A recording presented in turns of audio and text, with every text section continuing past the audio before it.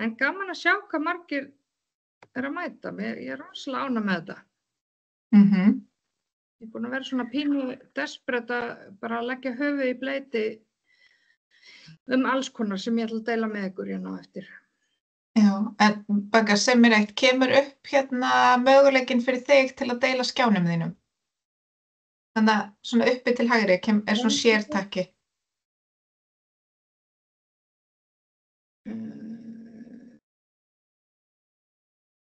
Já, screen, window or tab. Já, ok, það er bara flott. Á ekki bara entire screen eða? Jú, á eftir. Ég ætla svona kynna þig inn, segja eitthvað fallegt þig. Heyrðu, við skulum bara byrja. Klukkan er 12 og eins og ég sagði áðan, þá er þetta svona tilraun hjá Öldrunarfræðifélaginu til að færa þekkingarmiðlun og vísindamiðlun svona aðeins inn í nútímann. Ég heiti Sirrý Sif Sigurlaugadóttir og er félagsráðgjafi og doktorsnemi við Félagsráðgjafadeild Háskóla Íslands og ég er núna formaður stjórnar Öldrunarfræðifélagsins og við miðum á þennan svona hádegis klukkutíma svo fólk geti komið og hlustað, fengið pínu fræðslu, jafnvel haft slökkt á myndavélinu og borðað í leiðinni og bara hlustað og ekkert mál. Setja endilega spurningar annarkvort inn á spjallið meðan Berglind er að tala eða segi þær upphátt og þá gjarnan í mynd á eftir ef þið viljið taka þátt í umræðum. Við reiknum með pínu umræðutíma á eftir. En annars ætla ég bara að gefa Berglindi orðið og leyfa henni að kynna sig sjálf, nema hún er alltaf á sæt. Ég ætla að byrja á því og svo fer hún yfir í fagaðalegirinn sinn. Já, takk fyrir þetta og takk fyrir fögur orð. Ég heiti semst Berglind Soffía Ásbjörnsdóttir Blöndal og ég er doktor í næringafræði og er klínískur næringafræðingur í grunninn og ég er búin að vera að skoða næringarástand aldraðra í svolítið langan tíma og brenn virkilega fyrir málefninu og ég held að ég byrji bara á að vera með fyrirlesturinn þannig að þið svona áttið ykkur á því hvað ég á við. Sko ef við prófum þetta aðeins svona og svona og svona. Sjáum við þið núna? Já. Sjá. Og er þetta eins og svona fyrirlestur? Já, þú ert í fullscreen, þetta er mjög flott. Frábært. Heyrðu, ok, þetta er sem sagt í dag, þessi fræðsla fjallar næringarástand eldra fólks og hvernig við getum svona markað sporin til framtíðar því það sem er í gangi og er búið að vera í gangi er ekki alveg nægjanlega gott. Þannig að mér langar að finna leiðir til þess að breyta hlutum. Ég vinn semst hjá Heilsuvernd heilsugæslu, er þar næringafræðingur. Ok, að nærast nægjanlega, þetta er svona eina grunnþörfum okkar og það er gríðarlega mikilvægt að við áttum okkur á því að þetta er þegar að þörf fyrir orku, næringar og hollefnum er mætt, þá erum við talin vera með gott næringarástand. Og með orkuefnum er átt við þau efni í mat sem veita okkur orku í formi hitaeininga og orkuna getum við svo nýtt til þess að vinna þau verk sem líkaminn krefst af okkur, til dæmis að anda, láta hjartað slá, melta mat, hreyfa okkur, fyrir alla heilastarfsemi, myndun hormóna og fleira og fleira og fleira. Ég er inn í allan dag, ég myndi telja upp allt sem að líkaminn gerir. Nú, fyrir heilbrigða aldraða sem eru sem betur fer í meirihluta, þá bara gilda að mestu sömu ráðleggingar og mataræði fyrir þá sem yngri eru. Og þar er áherslan á að borða fjölbreyttan mat í hæfilegu magni, hafa reglu á máltíðum og njóta þess að borða. Þar fyrir utan ættu allir að auki að taka D-vítamín sem bætiefni. Nú samkvæmt ráðleggingum, mig langar bara svona aðeins, þetta aðeins frábrugðið almennu ráðleggingunum frá 2 ára til 67 ára að það breytist aðeins inntaka vítamína og steinefna en þörfin nánast óbreytt og þess vegna verðum við að tryggja nægjanlega inntöku þeirra að því í sum tilfellum hún jafnvel aukin, sérstaklega hvað varðar D-vítamín, það aukin D-vítamín þörf eftir 72 ára aldurs og B12, kalk og járn eitthvað svona sem verðum líka að huga að. En ekki endilega taka inn aukalega sko, en D-vítamín þarf mann taka inn aukalega en ekki endilega B12, kalk og járn. Þetta vegna aldurstengdra svona lífeðlisfræðilegra breytinga sem bara fylgir auknum aldri og sumra lyfja. Og þeir sem að borða ná ekki að nærast nú vel, að borða lítið, það ætti að skoða það að þau fengju fjölvítamín einnig daglega. Ok, nú orka og prótein, þetta eitthvað sem ég alltaf spurða, þannig núna setja ég það bara hérna inn, áætluð lágmarks orkuþörf eldra fólks sem sagt 27 til 30 kaloríur per kíló líkamsþyngdar á dag. Og áætluð próteinþörf eldra fólks að minnsta kosti 1,2 til 1,5 grömm per kíló líkamsþyngdar per dag. Í ráðleggingum í dag ráðlagt 1 gramm prótein per kíló líkamsþyngdar en svo fer hún, ef orkuinntakan lítil, þá fer hún hratt aukandi. Já, hratt vaxandi. Og fer alveg jafnvel upp í alltaf 2 grömm per kíló líkamsþyngdar per dag. Ef orkuinntakt lítil þá þetta eitthvað sem maður horfir svolítið upp á. Svo annað sem ég ætlaði að benda á og sem oft gleymist að það mikilvægt að dreifa próteininntakt jafnt yfir daginn til að hámarka nýtingu próteina.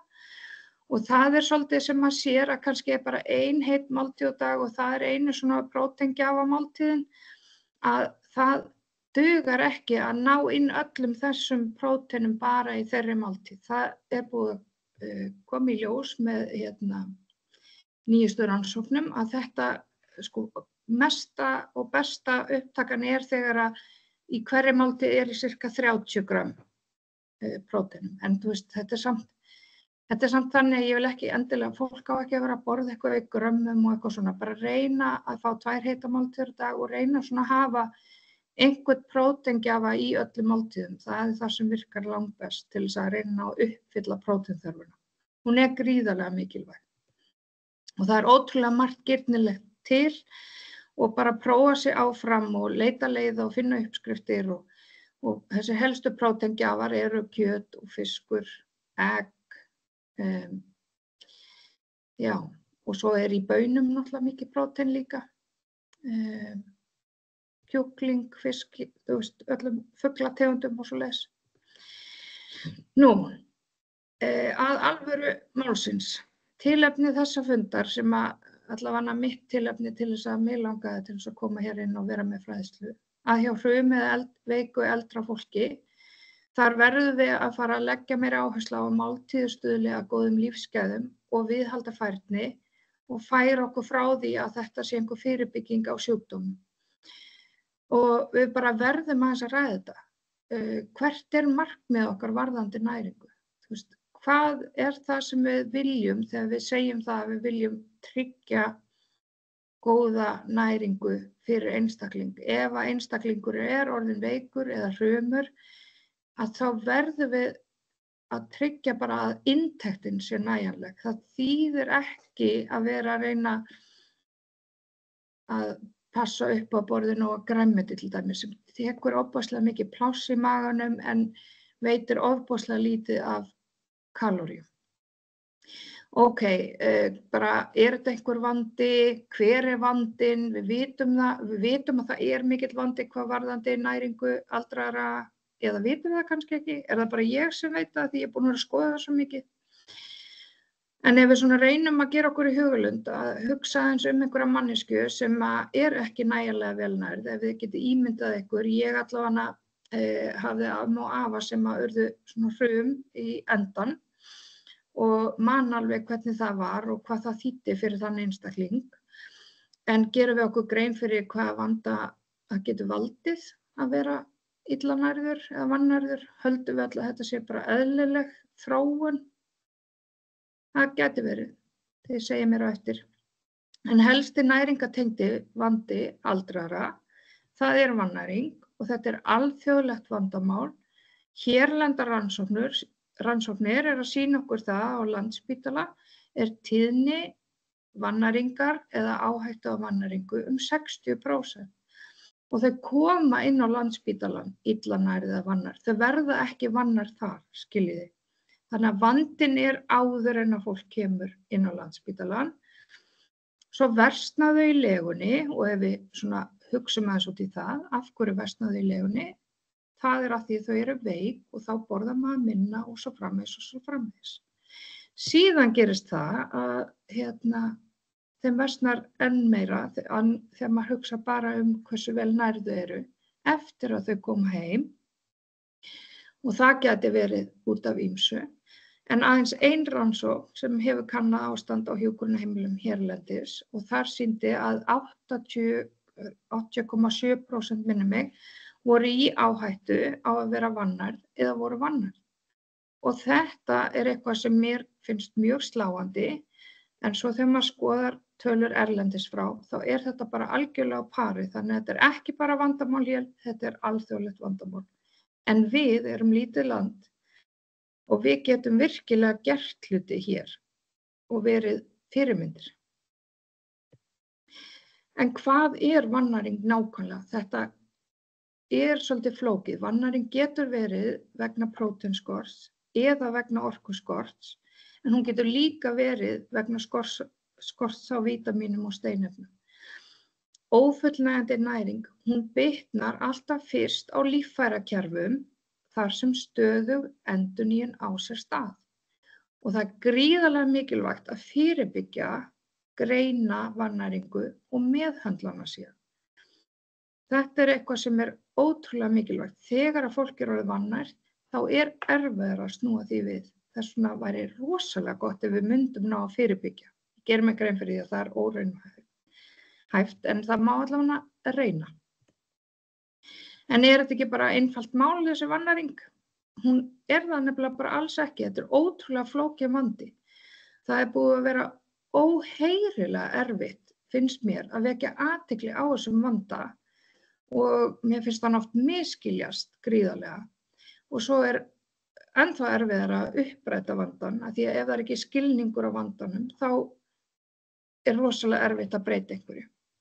Og þetta virðist, ef ég á bara að segja alveg eins og er ekki mjög góð söluvara. Það bara langar engum að fjalla þetta og þetta er ekkert spennandi og ég meina er þetta ekki bara þróunin, þú veist, eftir ákveðin aldur og eitthvað svona. En rannsóknir sýna að það þarf ekki að vera þannig. Það eru rannsóknir erlendis frá, þar sem að kemur í ljós að mikið af heilbrigðisstarfsfólki hreinlega viðurkenna oft ekki vandann. Eða mér finnst sko mín upplifun hér og með mínum störfum þá finnst mér meira að fólk er ekki alveg nóg meðvitað að þetta sé vandi. Og já, mér finnst það meira heldur en að fólk viðurkenni ekki vandann. Af því að oft ef maður bendir öðru heilbrigðisstarfsfólki á, þessi er ekki nægilega vel nærður, þá já, ok, já, auðvitað, nú þegar þú segir það þá svona. Þannig að þetta er meira svona að vera ekki meðvitaður. Og svo eru margir aðstandendur sem leita til mín og þeir vilja vita hvað þeir geti gert fyrir sína nákomnu. Og það getur líka verið ótrúlega margt sem þeir geta gert og gott að fá það í lið, en það er ekki allir svo lukkulegir að vera með aðstandendur heldur og vera með ört stækkandi hóp af innflytjendum sem hafa kannski ekki sterkt tengslanet hér heldur, þannig að maður þarf að huga rosalega mörgu. Nú, hvað veldur því einhver verður vannærður? Það er þessi minni inntekt sem verður og það getur verið vegna lystarleysis og ég upplifa bara mjög oft að eftir því sem fólk eldist að þá upplifir fólk sig ekki eins svangt. og það líka þannig í rannsóknum að það hefur sýnt fram á það að þessir hungur svona skilaboð verða minni.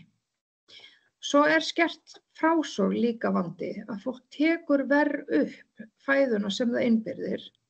Svo getur verið efnaskiptatruflanir og svo eru ýmis ástönd sem leiða til aukinnar orkuþarfar og þar eru til dæmis svona langvinnir sjúkdómar eða mjög orkukræfir sjúkdómar eins og lungnaþemba eða Parkinson og bólguástand í líkama. Ef að fólk með bruna yfir 15% af líkamanum að þá það mjög orkukræft ástand og líka ef fólk hefur nýlega farið í aðgerð, það orkukræft því þá mikið viðgerð í gangi og svo fleira sem veldur vannæringu. Og sko veruleikinn meistararannsókn sem var gerð 2015 og þar kom í ljós sko að fólk var að borða minna en 40% af orkunni sem það ætti að taka inn kaloríulega séð og próteininntakan var bara í kringum rétt rúmlega 40% og þar af leiðandi trefjainntekt náttúrulega líka lítil og græna súlan svona miðað við að þau myndu ná að uppfylla og rauðu súlurnar hvað þau í raun borðuðu. Og svo var doktorsrannsóknin okkar, hún sýndi þarna að ef við sjáum efri rauða kassan að þar voru fólk að borða í kringum 1500 kaloríur. Þeir sem að fengu ekki íhlutun, þau voru að borða í kringum 700 kaloríur í lok rannsóknar og þeir sem fengu íhlutun voru að ná að uppfylla orkuþörfina. En það sama sést með próteini eins og í meistararannsókninni að þá fór próteinneyslan úr því að vera inn á spítalanum í kringum 1 gram per kíló og niður í þarna 0,4 gram per kíló eftir heim komið og í lok rannsóknar sem var 6 mánuðum síðar. Þannig að þetta svona einhvern veginn veruleikinn og ég ekki að segja að þetta sé veruleikinn hjá öllum öldruðum. Þetta ákveðin hópur sem að verður einhvern veginn að ná utanum af því að þetta svo slæmt af því að með því að bara orkuinntekt verður minni og minni og próteininntekt þar af leiðandi að þá bara hnignar allt, hreyfifærni, sjálfstæði og allt slíkt. Nú helstu vandamál aldraðra sem nærast illa heima, þetta svona bara ýmislegt sem ég tók út úr þeim rannsóknum sem ég hef gert heima hjá fólki. Oft þau bara of veik til þess að nærast og bara hafa ekki orku í, valla að bara pissa og fara að sofa. Hvað þá að fara að elda sér og hafa einhverja máltíð til.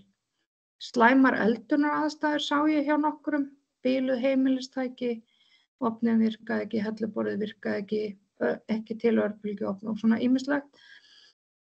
Og oft var svona þau að hvað heitir þetta, fókusera svona á flókna matseld miðað við getu í staðinn fyrir að reyna að einfalda hlutina, þá voru þau oft svona að ég get ekki soðið með fisk og kartöflur og þá bara sleppi ég því. Og svo voru þau mjög mörg að kljást við lystarleysi, mjög mörg og þetta oft vegna lyfja og eitthvað aldurstengt líka og svo var alveg mjög algengt að það leið allt og langt á milli máltíða og þá skreppur maginn saman og lystinn verður minni. Og svo heyrði ég þetta bara gríðarlega oft, bara einmanaleiki. Margar konur sagði bara ég bara búin að vera kokkur hérna í 60 ár og ég hef nennst bara ekki. Og kallarnir bara höfðu sig ekki í það, fannst mér ef þau voru einir eftir. Nú, margir komast bara hreinlega ekki út í búð alltaf, sumir ekki með bílpróf, sumir bara hræddir við að fara út á bílastæði, þau oft illa mokuð eða með miklu svona hálku á og hrædd við að detta. Og svo að vera þurr, af því að sumir lélegir að drekka, það getur líka svona komið í veg fyrir að fólk nærist vel. En hvað eykur áhættu á vannæringu? það hækkandi aldur, það áhættu þáttur í sjálfu sér. Nú allur kyngingar eða tyggingarvandi, það eykur líkurnar á vannæringu. Þyngdartap alveg mjög sterkt, sérstaklega inn á hjúkrunarheimilum, sáum við eftir meistarritgerð Söru Mistar. Hún vann úr gögnum á rannsókn á næringarástandi á hjúkrunarheimilinu. Þar sáum við það bara skýrt að þyngdartap það sem að tikkar hæst í þar. Nú veikindi hvers konar auka líkurnar á vannæringu. Fjölkerfabilun, sjúkrahúsdvölin sjálf eykur líkur á vannæringu, en það eins og ég sagði áðan, það ekki að því að spítalarnir eru með of lítinn mat þar út af því að fólk nærist illa þegar það veikt og liggur inn á spítala. Við fjöláverka, það eykur líkurnar á vannæringu og fleiri og fleiri. Og svo eru einnig líka margir flóknir, félagslegir og andlegir þættir sem spila inn í að auka líkurnar á vannæringu. Nú, hvaða áhrif hefur vannæringu á einstaklinginn? Þetta finnst mér alltaf mikilvægt að skoða, þú veist hvað áhrif, og fyrir mér ofboðslega mikilvægt að vannæring hefur svo gríðarlega neikvæð áhrif á lífsgæði. Þannig ég vil koma þessi svona helst fram. En allt þetta sem ég mun telja upp hefur líka áhrif á lífsgæði. Ef þú ert vannærður þá ertu slappur, þú ert orkulaus, þú ert þreyttur, það verður vöðvarýrnun og sem getur þá leitt af sér skerta hreyfigetu. Þessi vöðvarýrnun, hún miklu meiri eftir 65 ára aldur heldur en ef þú léttist á yngri árum. Þú getur myndað þrýstingssár og svo verður bara skertur gróandi sára almennt og skert lífsgæði. Þunglyndi og kvíði gríðarlega algengur fylgikvilli vannæringar. Sýkingar hvers konar verða miklu svona algengari. Færnitap, vítamín- og steinefnaskortur af ýmsu tagi og allt sem því fylgir. Það getur verið gríðarlega erfitt að vera með vítamín- og steinefnaskort. Það bara, alls konar aukaverkanir sem að hlýst af því. Nú, þyngdartap sjálft, það eitthvað sem að verður við vannæringu. Einbeitingarskortur, þess að heilinn bara fær ekki næga næringu til þess að fúnkera. Og við sáum í doktorsverkefni mínu bætingu á vitrænni getu með betri næringu. Fólk sem vannært oft svona pirrað, stuttuþráður, aukin byltuhætta, gríðarlega aukin byltuhætta. Það getur oft komið augvandi og þar með talið gláka og rýrnun bara auga almennt og það gerist bara í kjölfar þess sem maður fær ekki næga orku. Fólk getur farið að glíma við minnisleysi, þetta gríðarlegt álag á nýrun, aukin tíðni á hjart- og æðasjúkdómum og svo aukin dánatíðni. En hvað getum við gert? Við verðum náttúrulega fyrst og fremst að viðurkenna að það sé einhver vandi til staðar og reyna að skilgreina svona þennan hóp og vera vakandi fyrir honum alls staðar í samfélaginu og út frá þessum afleiðingum vannæringar þá verðum við að átta okkur á mikilvægi þess að finna þá sem eru í áhættu fyrir vannæringu. Svo þurfum við að taka þau skref til þess að finna þá og svo verðum við að reyna að setja í gang viðeigandi verkferla og þar með talið að vísa til næringarfræðings. Því miður eru ekki næringarfræðingar á öllum heilsugæslustöðvum. Mér finnst það skandall í dag. Við verðum bara að koma því á framfæri. Og svo þurfum við að sinna eftirliti með þeim sem skimast í áhættu á vannæringu, samkvæmt leiðbeiningum embætti landlæknis og einnig góðum leiðbeiningum frá Landspítala og Þróunarmiðstöð íslenskrar heilsugæslu, þær byggja allar á alþjóðlegum leiðbeiningum. Og allir myndi græða á þessu. Þetta svona eitthvað sem ég var að hugsa og kom upp með þegar ég var svona að reyna að setja þetta erindi saman. En við vitum alveg að allar breytingar taka tíma, en til mikils að vinna og við hljótum að geta verið sammála að það þarf að gera eitthvað í þessu máli. Við megum ekki loka augunum. Við þurfum að fletta saman ýmsu. Við þurfum að tryggja að næringarþörf þessu hóps sé fullnægt og svo það sé sagt að þegar fólk orðið í áhættu á vannæringu eða vannært þá þarf það 4 til 6 næringarríkar máltíðir daglega og þar af þurfa að vera 2 heitar máltíðir Samkvæmt næringarútreikningum eins og á hjúkrunarheimilum, súpur og brauðmáltíðir sem iðulega ein af heitum máltíðum dagsins, þær duga ekki sem aðalmáltíð, hvorki sem hádegisverður né kvöldverður. Við verðum að breyta þessu til þess að uppfylla prótín og orkuþörf yfir daginn. Það bara þannig. Og allt hrumt eða veikt eldra fólk, það ætti að fá orku og prótínþétt fæði. Það samkvæmt nýjustu leiðbeiningum frá embætti landlæknis og þetta þýðir sko ekki bara þegar þau liggja inn á Landspítala, af því þar þeim tryggt orku og prótínþétt fæði, heldur líka á hjúkrunarheimilum. En svo þurfum við líka að huga þessum hóp sem heima og þetta ákveðin hópur sko í rannsóknir erlendis frá segja að vannæring í heimahúsum sé þannig á bilinu einhvers staðar milli 5 og 40%. Þannig að þetta svo ónákvæmt og við vitum þetta bara ekki almennilega. Hreint út sagt.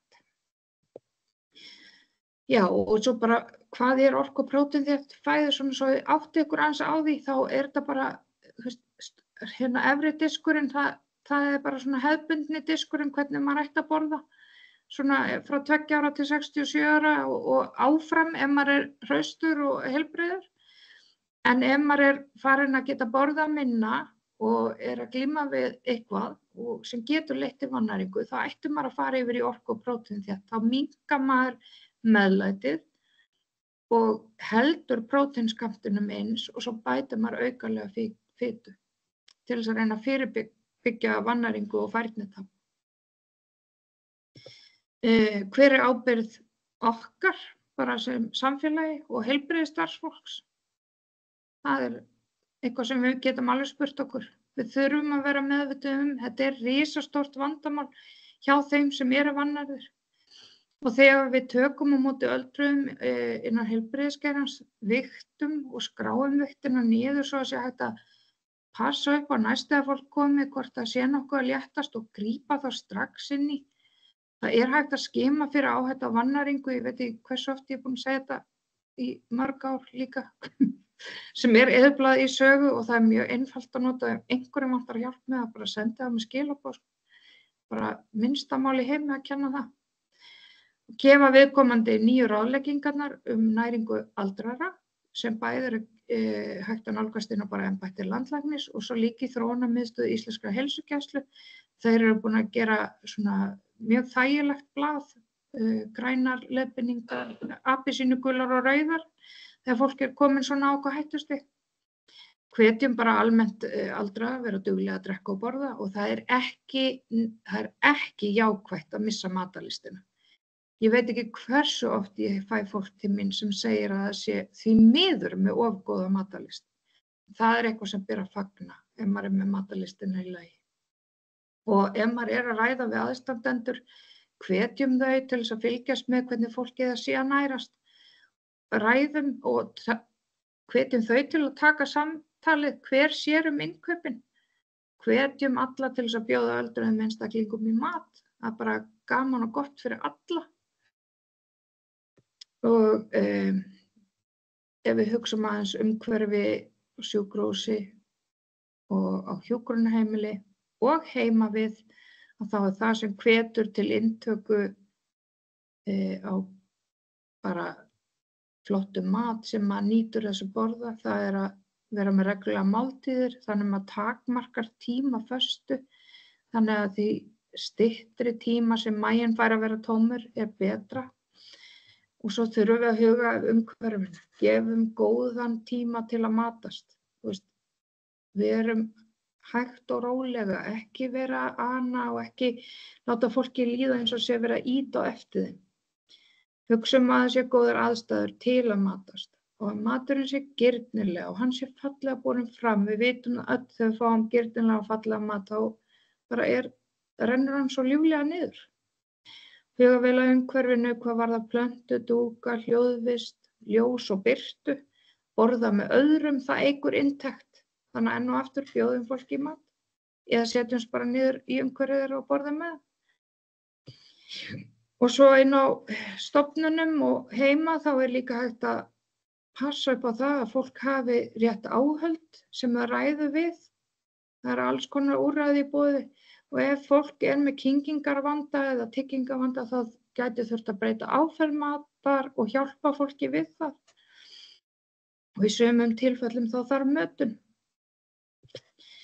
Nú, svona í lokin, svona áður en við tökum góða umræðu hvernig við ætlum að breyta þessu öllu, þá ætla ég bara svona að nefna einstaklinga í hærri þyngd. Þeir geta líka verið vannærðir og þyngdartap getur verið merki vannæringu hjá þeim og þá alltaf að bregðast við því. Það ekki til sú aðstaða þar sem þyngdartap við hæfi eftir 65 ára aldur samkvæmt ESPEN og ASPEN og það svona alþjóðlegar næringafræði samtök. Fólk í hærri líkamsþyngd, þau miklu líklegri til þess að fá ekki viðeigandi meðferð við vannæringu vegna holdafars og oft bara orðið allt og seint þegar loksins gripið inn í, ef það gripið inn í. Nú, ég fæ fullt af skjólstæðingum til mín sem orðið 65 ára eldra. Margir þeirra vilja vera í megrun og fara í megrun og eitthvað svona, en það bara alveg kýrskýrt að eftir 65 ára aldur ekki mælt með þyngdartapi, hvorki alþjóðlega né á Norðurlöndum og heldur ekki á Íslandi. Ok, segið mér allt.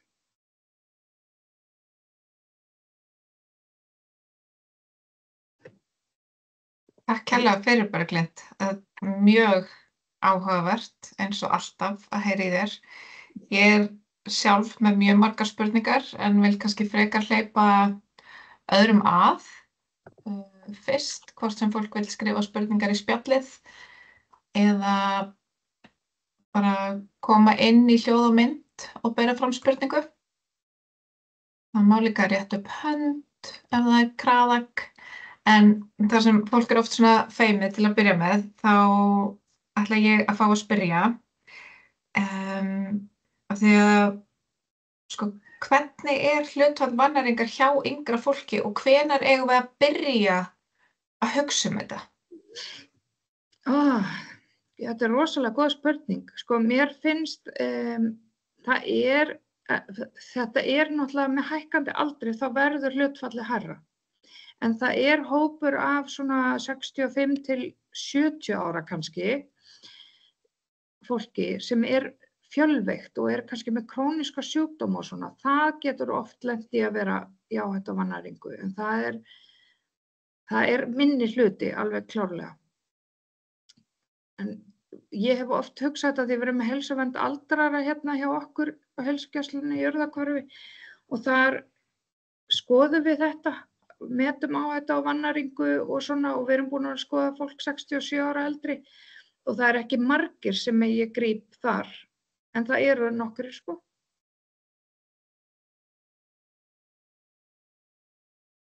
Okay.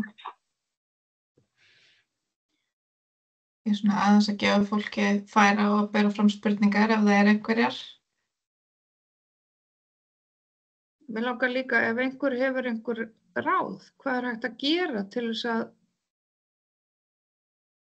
þú veist, ég veit ekki, mér finnst við bara búin að vera í mörg ár að tala mataræði á hjúkrunarheimilum og mörg ár vera að ræða ýmislegt en einhvern veginn aldrei komið með svör hvað við ætlum að gera til þess að laga það. Þú veist, eins og ég leitaði daginn að hvort það væri bara hreinlega í lögum rekstur hjúkrunarheimila að það væri að þau yrðu að sjá fólki fyrir nægjanlegu orku og próteinmagni og ég gat ekki fundið það. Það finnst mér til dæmis mjög skrítið og hvernig hægt að breyta því og ég í svona alls konar pælingum hvað varðar þetta. Já, ég held að það sé alveg rétt hjá þér. Þarna einhverjir á HSS komnir í mynd þar sem hópar að hlusta. Já, hæ. Frábært. Hæ, frænka. Við erum í heimilgrunn og við erum með næringafræðinginn, Bothildi. Já, hæ, Bogga. Hæ. Og við erum svona spáðið bara hvað getum við gert? Einmitt. Sem svona starfsfólk sem inn á heimilum og sjá mikið vannæringu. Akkúrat, nákvæmlega. Þarna skiptir svo ótrúlega miklu máli að við vinnum saman og heimahjúkrun æðisleg. Þau geta vigtað einstaklinginn haft bara sko reglu að vigta þá sem að fá heimahjúkrun mánaðarlega. Ef það er þyngdartap að þá þyrfti að vigta oftar og fá næringarfræðing inn í þeirra mál. Já. Þetta er spurning. Bara takk fyrir ráðið. Þetta var gert fyrir norðan og það var bara, við vinnum mikið með næringarfræðingurinn á sjúkrahúsinu og heimahlýningu. Það bara gefst ótrúlega vel. Já, við vorum líka að velta fyrir okkur þessu mati á næringarástandi sem er í sögunni. Já. Borghildur kann allt á það. Já. Svo dettur mér líka í hug að ef að heimahjúkrun hefur svona svolítið þann vana að kíkja aðeins inn í eldhús og jafnvel fá að kíkja inn í ísskáp. Er það ekki mjög fólk á ástandi og heimilinu? Jú, sko þegar ég fór í meistararannsókn heim þá kíkti ég með í skáp og ísskápa og puntaði niður allt sem var útrunnið og allt sem var, þú veist, vantaði og ég athugaði hvort fólk ætti þessa nauðsynja, mjólk og ost og smjör og brauð og eitthvað svona og þá er jafnvel hægt að sko kalla ef að maður sér að það er ábótavant og það er ekki alveg hugsað að það sé nóg í ísskápnum og svo framvegis, bara kalla fund með aðstandendum. Já, við erum líka í samstarfi félagsþjónustuna sem að sér allt þessa hluti. Já, akkúrat. Sko, já, þannig að það þurfti kannski líka að kalla félagsþjónustuna meira á borðinu. Einmitt, ekki spurning, frábært. Ellen? Já, ég ætla bara að segja að minnst þetta frábær fyrirlestur, mér er svo gott að sérst að vekja athygli á þessu af því að það er einmitt svo margir hluti sem hægt er að gera. Það er svo margt núna sem við vitum en líka svo margt sem hægt er að gera. En ég til dæmis, nú er ég að vinna hjá Reykjavíkurborg en ég er í hlutastarfi og ég er bæði í hlutastarfi hjá skólafrístusviði og smá hjá velferðarsviði og þú veist þetta er lítil prósent þannig að ég hef ekki getað gert allt sem að mig langar. En til dæmis það var haft samband við mig kokkur frá hjúkrunarheimili hjá Reykjavíkurborg og var einmitt að biðja mig hvort ég geti hreinlega reiknað út matseðilinn hjá hjúkrunarheimilinu og sem ég var ekki með tök á að gera því ég var ekki komið með kerfið þá sem við reyndar erum að fá núna í notkun og ég sagði það, ég geti gert það þegar þar allt kemur en ég sagði að senda mig matseðilinn, ég geti bara skimað hann og sem hann gerði og ég bara skimaði hann og ég gat sagt honum strax að hádegismaturinn var í rauninni eina uppsprettan af einhverjum próteingjafa og kvöldmaturinn var það alls ekki og þarna var það bara, nú þarft þú alveg klárlega einhvers staðar að bæta inn prótein í kvöldmatinn þú veist, af því að annars eru þau að fara að svönga að sofa. Og ég hef heyrt það frá líka læknum að þeir séu að fá beðni að gefa gömlu fólki verkjalyf seint á kvöldin og þá eru þau í rauninni bara hungruð. Af því að það endist ekki súpan á brauðið, sko. En þarna var hann svolítið stoppað því hann vantaði næringarráðgjafa eða næringarfræðing til að koma að aðstoða sig af því hann var ekki alveg viss hvernig hann gæti prótein bætt. Og ég gat ekki hjálpað hann þá af því að það hefði kostað pening og það má ekki þannig að það er líka stundum svolítið svona pínu erfið en oft þarf ekki nema bara það að finna einhverju leiðir að próteinbæta og það er fullt af ráðum til á þessum síðum eins og í heilsugæslunni og landlækni og fleira. Þannig sko bara þessi bæklingur sem var gefin út þarna mataræði fyrir þá sem er frum og veikir, það er milljón ráð það til að prótein. Já, það er líka talið upp bara fæðutegundir sem hægt er að nota, þú veist. Algjörlega og bara alls konar ráð, þetta er bara frábær bæklingur og bara hann má bera sem víða, takk fyrir penn.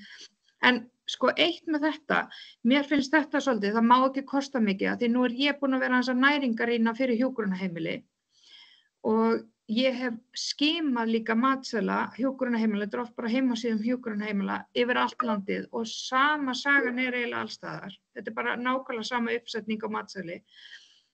Af hverju má þetta ekki kosta? Fólk borgar fyrir að vera þarna, ber okkur ekki skylda í alvörunni að tryggja næga orku og próteininntekt þó að það kosti.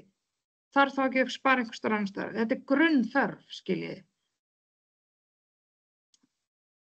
Þetta er bara svona, þetta er mín spurning. Mér finnst það bara siðferðislega svo skrítið að við þurfum ekki að uppfylla þetta í það minnsta. Við reynum að passa upp að fólk drekki nóg, en ekki að borði nóg. Ég skil þetta ekki alveg. Veit það einhver?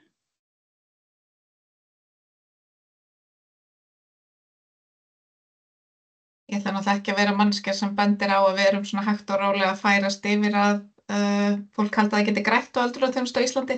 Ég held að það sé kannski efni í annan fund, fáum kannski bara sérfræðing til að koma og tala um það seinna, en öldrunarþjónustan allavega í okkar velferðarsamfélagi ætti alls ekki að vera arðbær. En ég bara tek 100% undir með þér, Berglind, en ég hef búin að rétta upp hönd hérna til að koma með kannski smá framhaldsspurningu af þeirri sem að þau sögðu á HSS. Nú ég líka kannski svolítið svona fulltrúi dreifbýlisins. Þú talaðir það ekki næringarfræðingur eða næringarráðgjafi á öllum heilsugæslustöðum. Mér leikur forvitni á að vita hvort það sé hreinlega í öllum heilbrigðisumdæmum eða á öllum heilbrigðisstofnunum, eins og nú nær HSS yfir mjög stórt svæði þegar næringarfræðingur væntanlega starfar á öllu þeirra svæði. Já. Þorkildur, er það ekki rétt? Já. En Suðurland er til dæmis ekki með næringarfræðing.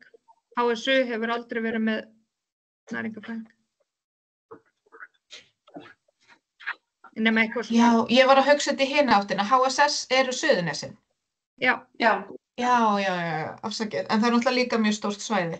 En einmitt, eins og HSU sem nær bara, það er bara hálft landið undir. Já. Og engin næringarfræðingur. Það er alveg ótrúlegt, sko. Og það er ekki heldur neins staðar í kröfulýsingum eða einhvers staðar á forgangslista, veit það einhver? Nú veit ég það fullt af fólki inn á þessum fundi sem að veit helling, en einhver kannski veigra sig við að segja. Það er í gæðahandbókum víða heim á að allar heilbrigðisstofnanir eigi að vera með næringarfræðing. Og heilsugæslan eigi að samstanda af teymi, sjúkraþjálfara, sálfræðing, lækni, hjúkrunarfræðing og næringarfræðing. Þannig að þetta er víða skrifað inn í en ekki hér á Íslandi, finnst mér, ekki sem ég hef heyrt af. Ekki komin á skildin. Ragnheiður, hún er hjúkrunarfræðingur og stórvinkona mín sem ég vinn með hérna í Heilsuvernd, hún með spurningu. Ég með eina spurningu, eða sem sagt eina ábendingu, hafandi unnið á hjúkrunarheimilum og verandi hér í Heilsuvernd aldraðra. Og þetta er svona heit kartafla, ég ætla samt að leggja hana hérna fyrir ykkur. Matartímar á hjúkrunarheimilum eru ekki hendugir því þú ert að fá morgunmatinn kannski klukkan þegar það er búið að koma þér fram 8:30 og síðan komin hádegismatur oft á tíðum klukkan 12:30 og síðan kaffitími klukkan 2:30 og kvöldmatur klukkan 5:30 og fólk að fá eitthvað svona ávexti eða eitthvað snarl pínulítið á eftir og það fyrir svart að sofa.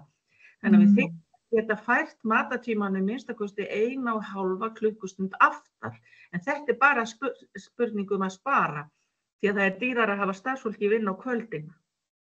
Og þetta heit kartafla hérna, ég veit það, en þetta venjulegt aldrað fólk yfirleitt ekki vandi heima hjá sér að borða kvöldmatinn klukkan 5:30. Það ekki, og svo fara að sofa með enga mat í maganum. Þetta bara praktískt atriði. Já. Þetta mjög góð ábending.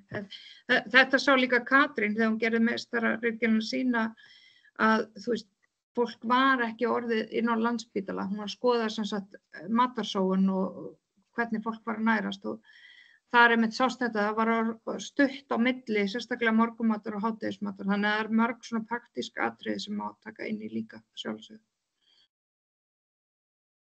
Já, mér hefur líka bara þótt áhugavert hvað það virðist vera hálfgerð truflun fyrir starfsfólkið og taktinn á hjúkrunarheimilinu ef viðkomandi vill borða utan þessa tilgreinda matartíma. Já. Þó að eitthvað sem þau eru vön og hafa gert í kannski 70 ár. Já, ég meina, borðum við eftir klukkunni heima hjá okkur? Nei. Ekki ég allavega og bara gangi fólki vel ef að einhver ætla að fara að láta mig gera það. Já. Þannig að, og svo maður orðinn erfiði aðstandandinn leið og svona, má ég ekki bara sækja skál, má ég ekki bara, nei, þú veist, prógrammið ekki akkurat svona. Ég held að sé mjög margt svona einmitt í praktískri útfærslu sem að myndi bæta sumt. Já. Einhver að brenna inni með spurningar eða á ég bara að halda að spyrja? Ef einhver veit einhvern sem ræður einhverju og getur komið mér í samtal við þá skal ég endilega taka við því. Já, Telma? Já, það sem ég ætlaði bara að segja, ég að vinna hérna hjá heimaþjónustunni. Það þarf svo mikið bara að fræða starfsfólki líka sem fer inn á þessu heimili mikilvægi mataræði og að borða og setjast niður með þeim, ekki bara koma að henda matnum á borðið, bara gangi vel og svo það farið út. Við þurfum miklu meira að fræða það líka, fólki sem inn á heimilum hjá fólkinu. Veist, það bara, já. Það ótrúlega gott að vera í samvinnu með næringafræðing og fara yfir þessu mál. Þú veist, ég hef alveg gert það. Og það bara gríðarlega mikilvægt og hjálplegt líka því fólk áttar sig oft ekki á hlutum sem það ætti að vera. Þekkir ekki, þú þekkir ekki, þú veist ekki, nei. Það sé kannski brauð með osti og jógurtollu, skilurðu, og það ekki meira kannski. Það er kannski nóg fyrir þig sem einstakling en kannski ekki nóg fyrir einhvern sem kannski áhætt að vera vannarður eða orðið vannarður. Þar flóknari og bara aðeins að hugsa betur samsetningu. Og svo bendir Ragnheiður hérna á að það mikið af erlendu starfsfólki líka sem bara hafa kannski ekki skilningin heldur. Bæði með hjúkrunarheimilum og hérna í þjónustu mismundi menning og alls konar.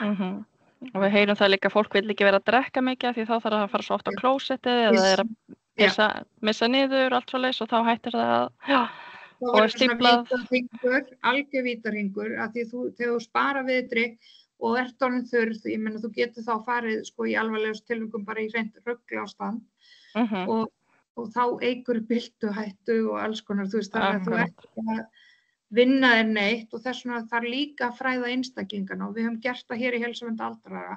Fólk kemur til mín og við förum vel yfir af hverju mikilvægt að þú bætir próteinintekt og af hverju mikilvægt að því ef þú veist það ekki, af hverju ættir þú þá að leggja áherslu á það, af hverju ættir að vera vakandi fyrir einhverju sem þú veist ekki almennilega. Þannig að það bara rosa mikilvægt og væri rosa gott að fræða bara, ég segi, reyndar hef ég lent í því að margir sem svona 67 til 78 ára, þeim finnst þau ekki vera orðin gömul og finnst ég ekki vera að tala til þeirra, þannig ég segi oft svona eins og þú. Fólk bara orðið svo ungt í dag, þú veist, við erum svo ung svo lengi, þannig að það líka eitthvað sem við þurfum kannski aðeins að hugsa þú veist, hvernig við komum þessu til skila, að þetta sé mikilvægt, þú veist, þó að þú sért 75 ára og finnst þú vera 16 ára, þá ertu samt 75 ára líka með þinn. En ef ég má bæta við aftur, bara við þessa ábendingu frá Telmu sem náttúrulega ótrúlega góð að formlega þjónustan þurfi að fá þessar upplýsingar og Telma náttúrulega lykilstöðu verandi að senda fólk inn á heimili, en af því þú nefndir fólk með takmarka bakland og jafnvel eldra fólk af erlendum uppruna sem að þekkir ekki kerfið okkar eða hefur ekki náð að venjast matnum eða hefur bara hreinlega ekki fólk í kringum sig til að hjálpa til við mat.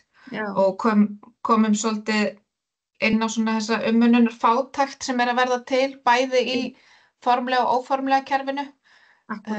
Ég held að aðstandendur hljóti að vera svona lykilatriði í þessu, en á sama tíma hugsaði ég, ef að ég segi það, þá tekur amma ekki mark á því. En svo hefur hún hringt og sagt, ég heyrði í rosalega sniðri konu í útvarpinu, einhver Berglind. Já, það einmitt. Ég alltaf að segja þér eitthvað, ég alltaf að hafa eitthvað eftir henni. Þannig að maður þyrfti svo mikið að hafa næringarfræðingin ekki síður fyrir aðstandendurna. Ég veit það og það bara ótrúlega margir aðstandendur sem koma með þau til mín, þannig að þau heyri það frá mér, en þau byrja oft og eru kannski sjálf að koma til mín, eru kannski að greinast, ég veit það ekki, sykursýki eða eitthvað og svo fara þau, heyrðu, svo ég í vanda með pappa eða eitthvað, má ég má ég benda honum á að koma með hann, láta hann fá tímaður, ég segi bara endilega, þú veist, þannig kemur þetta oft upp, sko, að fólk sé í vanda og aðstendur eru oft búin að reyna alls konar en einmitt er ekki alveg hlustað á þau, þannig að þá er rosa gott að koma aðeins að hitta og fara yfir málin og fá ráð og þannig að hlutirnir húrri ekki svona niður, að það fara af stað einhver stöðvun og svo einhver uppbygging. Gríðarlega mikilvægt. En það þarf að vera miklu meira einhvern veginn samstarf á milli næringarfræðinga og koma betur inn á fleiri staði, þannig að ég veit það ekki, mér finnst ég stundum bara að standa og langa að öskra og það er bara eitthvað tóm, það tekur enginn að hlustar, ég upplega það ekki, kannski beint, ég heyri alveg að þið hlustið, en ég veit ekki, ég hef oft komið í útvarpi og sjónvarpi og eitthvað rætt þessi mál, en svo gerist ekkert. Mér finnst það svo frústrandi, það er alltaf sama matseðlinn á hjúkrunarheimilum, það er alltaf sami vandinn aftur og aftur í heimahúsi, þú veist, að ég skilji hvað ég á við, ég þrái svo eitthvað gerist. Já, ég skil þið mjög vel, ég hugsa okkur líði mörgum ef ekki öllum svona innan öldrunarþjónustunnar, en þá langar mig að koma með eina spurningu til þín sem að þú bara exar á ef þér finnst hún ekki viðeigandi. Bindur þú vonir við nýjan félagsmálaráðherra til dæmis sem að hefur skoðanir á málefnum eldra fólks? Ég sendi henni tölvupóst, hún er ekki búin að svara mér. Viltu láta okkur vita þegar hún svaraði? Já. Mér langar að koma aðeins inn á þetta, ef ég má. Það er þetta snýst náttúrulega allt já, Guðríður heiti ég, þetta snýst náttúrulega allt fjármagn. Já. Félagsráðherrann getur ekki gert neitt nema að fái fjármagn. Einmitt. Þannig að það er í raun og veru, fjármálaráðherra. Já, það er hún sem og svo þarf Alma að ýta á hana, sko, og það er báðar. Þannig ég þarf að tala við Ölmu, ég ætla að skrifa þetta niður. Að mínum að þið skilur, ég er ekki að segja, ég lít þannig á. Ok, já. En nú hafa gefið út, sko, þar vilji einhverjar hagræðingar, vilji færa hjúkrunarheimilin til dæmis undir félagsmálaráðuneytið og það er spurning bara hvernig það á að gerast hreinlega, af því að hjúkrunarheimilin eiga að vera heilbrigðisþjónusta. Og eiga að vera fyrir fólk sem þarf sólarhringshjúkrun. Og fólk er orðið veikara og veikara eftir, þú veist, núna inn á hjúkrunarheimilum. Það er bara þannig, við verðum bara að horfast í augu við það. Hjúkrunarbyrðin er gríðarleg inn á hjúkrunarheimilum. En sko, ég held að það sé líka út af því að eldra fólk á ekki að vera neitt veikt, það á bara að vera í félagsþjónustunni. Já. Það er sko, maður getur skilið að þannig, sko. Já. Þetta þarf að vera bæði, sko. Þetta þarf að vera bæði. Já. En það verður mjög áhugavert að fylgjast með því hvernig þær ætla að framkvæma og fylgja eftir. Ég held að þetta snúist bara fjármagn. Ef þú fær fjármagn til að geta þetta, þá getur þú gert það. Og svo er líka svolítið skrítið eins og maður veit í skólanum og öldrunarheimilum þar sem er verið að kaupa innfluttan mat til að setja inn í ofn. Það er líka svolítið skrítið, þú veist að við sem erum að framleiða erum með kjöt og fisk. Já, það snýst pening, held ég. Það snýst pening. Já, akkurat. Það, þú veist, já, ég er alveg sammála en grunnskóli er náttúrulega alveg alltaf rella, sko, en... Ég veit það, ég veit það. Já, en ég skil hvað átt við. Þetta er oft svona skrítin fókus. Já. Ótrúlega skrítin fókus. En já, ég sem sagt sendi á Ingu bara ég held daginn eftir að tilkynnt að hún yrði félagsmálaráðherra. Þannig að það er komin langur tími og engin svör. En ég kannski sendi bara reminder og sendi á alla 3 ár. Þannig. Bara frábært að vita að þú ert byrjuð af því að þessi lobbyismi er hluti af þessu, gagnvart pólitíkinni. Já, Margrét. Ég heiti Borghildur næringarfræðingur í Keflavík. Ég langar líka að fókusera svolítið á því við tölum peninga, af því að Berglind var nú stórkostlegt doktorsverkefni sem að leiddi ýmislegt í ljós, þarna það var home food rannsóknin. Það kom einlega fram að þó að fólkinu var gefinn matur og næringadrykkir án endurgjalds í 6 mánuði, sem að þykir nú einhver ósköp, en það skilaði sér þegar voru gerðar þú getur sagt betur frá þessu kannski, þegar voru gerðar kostnaðargreiningar á þessu, þá var það sko stórkostlegur, fjárhagslegur ávinningur af því, þá var það bæði legudaga og sjúkrahús, þetta ekki rétt hjá? Jú, en það var reyndar að því að það var endurhæfing var tekin inn í að þá datt það samband síðan út, en í erlendum rannsóknum þá var endurhæfing ekki inn í þessum tölum. Þannig að, en jú, það bara fólki vegnaði betur, það sko það var svo ótrúlega margt, náttúrulega, sko það viðhélt vöðvamassa, við mældum það viðhélt vöðvamassa, það ekki þyngdartap, voru minni þunglyndiseinkenni, þeir mátu lífsgæðin betur og voru með betri gripstyrk og já, minna veik, bara minnispróf komið betur út, það var bara svo ótrúlega margt og þetta spilir heilbrigðis í heild. Og þegar maður fer að tala peninga þá það ekki endilega reikna til enda þær. Nei, akkurat. Það nefnilega máli. Fólki sem líður vel og að viðhalda vöðvastyrk og ekki að vera vannært og svo framvegis, því fólki bara vegna betur þarf minna á heilbrigðisþjónustu að haldast lengur heima í sjálfstæðri búsetu til dæmis.